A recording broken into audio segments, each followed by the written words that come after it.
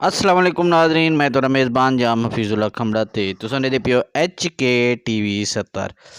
ते दोस्तों अज असां अपनी गंदम दे विच पानी लई खड़े से क्योंकि गंदम को पहला पानी लाते से एंदे DAP भी दी से ते यूरिया भी दी से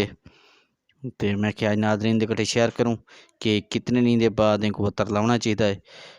तकरीबन एक महीने 2 जाड़े 3 जाड़े तक इनको पहला वतर पानी ज़रूर देना चाहिए है।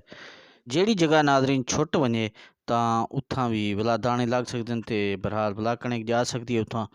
तो कोशिश करो कि को महीने के अंदर पहला पानी वत्तर ज़रूर लो क्योंकि ये देख सकते हो नाजरीन माशाल्लाह उगाओ भी चंगा है। लेकिन ये जिथा दड़ियाँ छुट्टियाँ पेन जिथा काफ़ी ज़्यादा विच खला बचे पेन तो पानी लावन के बाद इत्था इन्हें को बेच छाड़े सूँ होंदे बाद ये जी कणक है बिल्कुल बरहाल थी वैसे तो माशाल्लाह कणक का उगाओ भी अच्छा है। हर साल की निस्बत है माशाल्लाह अच्छा गंदम है ते अल्लाह कैसे अगीते भी बहु अच्छी औसत रेसन सकूँ ते सारे भीरा ही तरीके नाल औसत चा भी सकदो। मेन चीज़ है बेज अच्छे रा देवे तो इंशाल्लाह औसत भी बहु अच्छी मिल से। जे बेज आप हल्का रहनू तो भला वो जमीन के उत्ते आपको डोहनी नहीं बना चाहिए जो भाई सारी ज़मीन खराब है तो जिंदी वजह को जरा ना उगाओ नहीं था नहीं ये कह नहीं होंदा जरा बिज गिनसू ना आप सीड का तो अच्छा बिज इस्तेमाल करे सूँ तो उनका गौ भी अच्छा हो से ते औसत भी अच्छी रहे।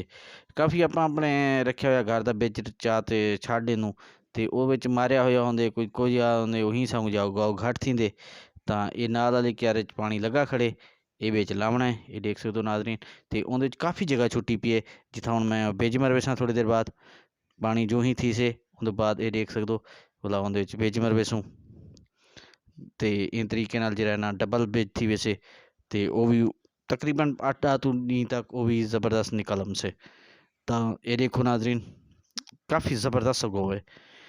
जितना जगह छोटी के अंदर छोटी के लेकिन बाकी बहु घाटा जाया पे बेच बहु अच्छा जाया पे तो अल्लाह करे हर मुसलमान दा इवें ही होवे तो हर मुसलमान को हेल औसत ज़बरदस्त मिले गंदम दी क्योंकि अपना सब तो ज़्यादा सरमाया ही गंदों में जितनी ज़्यादा गंदों में खुद कफील थी वैसूँ जितना यो थी से तो आपको कोई फ़ायदा है पूरे पाकिस्तान को फ़ायदा है ये देखो नाजरीन ये खला इन जे नाल दा क्यारा हाँ बहुत ज़्यादा खला छुट्टा पे जिन्हें बेज था को बुला मारना पोसी तो हूँ इन बाद को बेज मरेसूँ भी सही तो तुसां भी एक मेहरबानी कैसो सारे HK TV 70 को सब्सक्राइब करे सो चाहे घंटी का बटन आल तक गिनवे सो क्योंकि तुहाडा अपना चैनल है तो मैं जितना भी शुक्रिया अदा करा घट है तो कमेंट से मेरे को ज़रूर दसिया करो मेरी जानी।